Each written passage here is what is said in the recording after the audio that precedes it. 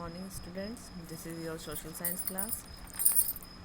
In this class, today we will learn about chapter 1 resources in geography. In previous video, we have read about the resources and types of resources. So today we will learn about resources on the basis of distribution. On the basis of distribution, resources can be divided into two categories: ubiquitous resources and localized resources. Students, ubiquitous resources कौन से resources होते हैं? ये वो resources होते हैं जो हमें अर्थ पर कहीं भी मिल जाते हैं, जस्ट लाइक एयर। ठीक है बेटा। और लोकलाइज रिसोर्सेज वो रिसोर्सेज होते हैं जो एक सर्टेन प्लेस पर मिलते हैं और एक लिमिट मात्रा में होते हैं, just like reserves of iron, copper, coal etcetera are not found everywhere but they are confined to certain place. These are called localized resources. The distribution of localized resources is highly uneven on the surface of the earth. और localized resources का जो distribution है हमारे अर्थ पर वो बहुत uneven है, यानी हर जगह हमें कोल के, पेट्रोलियम के, कॉपर के इनके रिजर्व्स नहीं मिल सकते हैं. ठीक है. और यूबिक्विटियस रिसोर्सेज तो हमें हर जगह मिलते हैं. Understand student? Next, human made resources. जब हम नेचुरल रिसोर्सेज को यूज़फुल बनाते हैं टेक्नोलॉजी का यूज़ करके तो वो ह्यूमन मेड रिसोर्सेज कहलाते हैं. Many natural substance can be made useful only after the use of some technology. बहुत सारे नेचुरल सब्सटेंस ऐसे होते हैं जिनको हम टेक्नोलॉजी का यूज़ करके यूज़फुल बनाते हैं. When these natural substance become useful they are called human made resources और आर्टिफिशियल रिसोर्सेज. और जब ये नेचुरल सब्सटेंस यूज़फुल बन जाते हैं तो इनको ह्यूमन मेड रिसोर्सेज या आर्टिफिशियल रिसोर्सेज कहते हैं. जैसे कि आयरन जब हमें नेचर से मिलता है वो ओर के रूप में मिलता है, और but iron ore is not useful. ठीक है, फॉर अस, यानी ये हमारे लिए ऐसे ही यूज़फुल नहीं है. इसको यूज़फुल बनाने के लिए हमें आयरन में चेंज करना पड़ता है. The iron ore need to be send to factories to make useful iron for us. और आयरन ओर को हमें कहाँ भेजना पड़ता है? फैक्ट्रीज़ में भेजना पड़ता है ताकि हम उसको यूज़फुल बना सकें. In this it is use to make building, bridge, road, machinery, automobile, ships etcetera. और ये हमें कहाँ पर यूज़ होता है? बिल्डिंग्स में, ब्रिज में, रोड में, मशीनरी में, ऑटोमोबाइल्स में और शिप में. इसी तरह कारपेंटर जो है वो वुड को यूज़फुल बनाता है फर्नीचर के रूप में चेंज करके. वुड हमें नेचर से मिलती है लेकिन वुड को हम ऐसे ही यूज़ नहीं कर सकते हैं. उसको यूज़फुल बनाने के लिए हमें कारपेंटर क्या करता है? उसको फर्नीचर बनाता है उससे. ठीक है. They change wood into human made resources. और वो उसको कहाँ पर चेंज कर देता है? Human made resources. Understand student? Next, human resources. Human beings are also resources. आपको पता है बेटा कि ह्यूमन खुद ही एक रिसोर्स है. Perhaps are the most important resources. और वो सबसे ज़्यादा इम्पोर्टेंट रिसोर्सेज है. क्यों? क्योंकि सभी रिसोर्सेज को वो अपनी स्किल से, अपनी नॉलेज से यूज़फुल बनाता है. Every person has a unique set of skill. हर एक व्यक्ति के पास एक अलग से स्किल और नॉलेज होती है जो हेल्प करती है उसको सोसाइटी में कंट्रीब्यूट करने में. People needs continuous education and training to become useful human resources. और जो लोगों को ज़रूरत होती है कंटिन्यूस एजुकेशन की, ट्रेनिंग की, ताकि वो एक यूज़फुल ह्यूमन रिसोर्सेज बन सकें. Education and training improve the quality of people.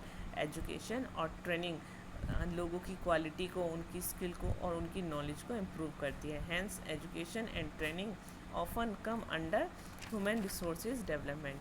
और इसी तरीके से आपकी एजुकेशन और ट्रेनिंग जो है वो ह्यूमन के डेवलपमेंट के अंतर्गत आती है. Any country which wants to progress much take care of both its natural and human resources. हर एक कंट्री जो प्रोग्रेस करना चाहती है वो अपनी दोनों रिसोर्सेज का, चाहे वो नेचुरल रिसोर्सेज हो चाहे वो ह्यूमन रिसोर्सेज हो, उन दोनों की टेक केयर करती है. ठीक है. यानी किसी भी कंट्री को अगर आगे बढ़ना है तो वो अपने नेचुरल और ह्यूमन मेड रिसोर्सेज और ह्यूमन रिसोर्सेज सभी तरह के रिसोर्सेज को वो टेक केयर करेगी उनकी. Understand student? Next, conservation of resources. Student हम रिसोर्सेज को जिस तरीके से यूज़ कर रहे हैं एक दिन वो ख़त्म हो जाएंगे, तो फिर सोच के देखिए क्या होगा। तो इसलिए हमें उनको बचा कर रखना है ताकि आगे आने वाली जनरेशन उनका यूज़ कर सके। Nothing in the universe is in unlimited supply. Universe से कोई भी चीज़ें अनलिमिटेड सप्लाई में नहीं मिली है। So there is no limit to human needs, और इसीलिए हमारी क्या है, ह्यूमन नीड की जो है कोई लिमिट भी नहीं है। और हमारी एक ज़रूरत पूरी होती है तो हम तुरंत दूसरी ज़रूरत हमारी पैदा हो जाती है। तो इसी तरीके से हमारी जो नीड्स है वो कभी भी कंप्लीट नहीं होती है। When we exploit a particular resource it become our duty to conserve their dead resource. तो जब हम इन रिसोर्सेज को एक्सप्लॉइट करते हैं तो हमारी ये ड्यूटी बनती है कि हम इनको कंजर्व करके भी रखें। और ये हमारा किसके ऊपर ज़्यादा अप्लाई होता है, ये नॉन रिन्यूएबल रिसोर्सेज के ऊपर ज़्यादा अप्लाई होता है। यानी नॉन रिन्यूएबल रिसोर्सेज अगर एक बार ख़त्म हो गए तो उनको बनने में हज़ारों साल लग जाएंगे। ठीक है बेटा, तो हमें बहुत सारी डिफ़िकल्टीज़ को जो है फेस करना पड़ेगा। Thus, using natural resources carefully without wasting them and to give them gap to get renewed is called conservation of resources. Natural resources को केयरफुली बिना वेस्ट किए उनका यूज़ करना और उनको बनने के लिए, दोबारा बनने के लिए गैप देना, टाइम देना, ये हमारा कंजर्वेशन ऑफ रिसोर्सेज कहलाता है। एग्जाम्पल, अगर पेट्रोलियम और कोल का ले तो पेट्रोलियम और कोल हमारे फॉसिल फ्यूल्स हैं और ये किससे बनते हैं, हमारे डेड रिमेन से बनते हैं। ठीक है, एनिमल्स और प्लांट्स के, और जिनको कौन से जो हमारे जो अर्थ के नीचे बहुत सालों से, थाउजेंड्स ऑफ ईयर से हमारे अर्थ के नीचे दबे हुए हैं। और अर्थ के नीचे से हीट और जो प्रेशर होती है वो उनको किस में चेंज कर देती है, पेट्रोलियम और कोल में। अंडरस्टैंड? पेट्रोलियम हमारा किससे बनता है, पेट्रोलियम हमारे रिमेन्स ऑफ एनिमल से बनता है एंड कोल हमारे रिमेन्स ऑफ प्लांट से बनता है। Human beings are using fossil fuel at an alarming rate, और ह्यूमन बींग्स जो है इन फॉसिल फ्यूल्स को बहुत ज़्यादा इनको यूज़ कर रहा है। As per prediction by the scientists and research agencies, fossil fuels would be exhausted completely in about 150 years time.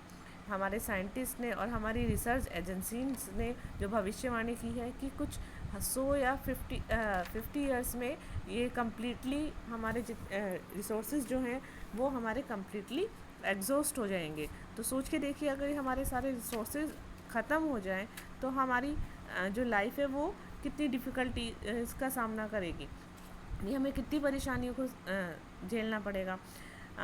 हमारी जो है पेट्रोल के बिना गाड़ी कैसे चलेगी, और अगर हमारे कोल ख़त्म हो जाएगा तो फैक्ट्रीज़, पावर प्लांट्स कैसे चलेंगे। ठीक है, इमेजिन करके देखिए कि फ्यूचर जनरेशन को कितनी परेशानियों का सामना करना पड़ेगा।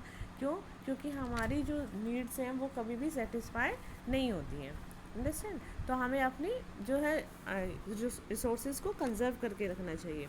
Sustainable development, while using our resources we should make a balance between our needs and need to conserve these resources. जब हम रिसोर्सेज का यूज़ करते हैं तो हमें चाहिए कि हम बैलेंस बना के रखें अपनी ज़रूरतों को और इन रिसोर्सेज को कंजर्व करके रखने के लिए हमें आवश्यकता है कि हम इन दोनों के बीच बैलेंस बना के रखें। और ये बहुत ज़्यादा ज़रूरी है कि हम जो ये रिसोर्सेज हैं अपनी फ्यूचर जनरेशन के लिए भी काफ़ी मात्रा में इनको छोड़ कर जाएँ। Thus, utilizing resources in addition to meeting the needs of the present and also taking care of future generation is called sustainable development.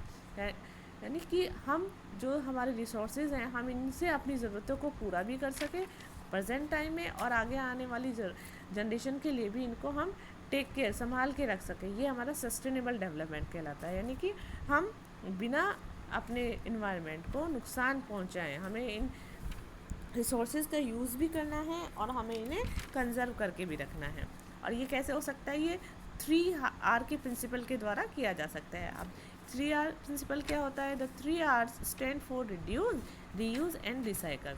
ठीक है बेटा, यानी हम 3R जो प्रिंसिपल है उसके द्वारा सस्टेनेबल डेवलपमेंट पॉसिबल बना सकते हैं। Reduce, we should reduce our consumption of certain item whenever possible. हम उन चीज़ों को जिनकी हमें आवश्यकता नहीं है बेटा, हम उनको अवॉइड भी कर सकते हैं। तो जिनकी हमें ज़रूरत नहीं है हम उन चीज़ आइटम्स को यूज़ ना करें, ये हमारा उनका आइटम्स को यूज़ करना कम कर दें, ये हमारे रिड्यूस कहलाता है। जैसे कि एग्जांपल, अगर आप स्कूल के नज़दीक रहते हैं तो आप का बस या कार की बजाय आपको पैदल या साइकिल से जाना चाहिए, ठीक है। तो ये, और इससे हमें क्या होगा, हमारे फ्यूल की बचत होगी, ठीक है बेटा।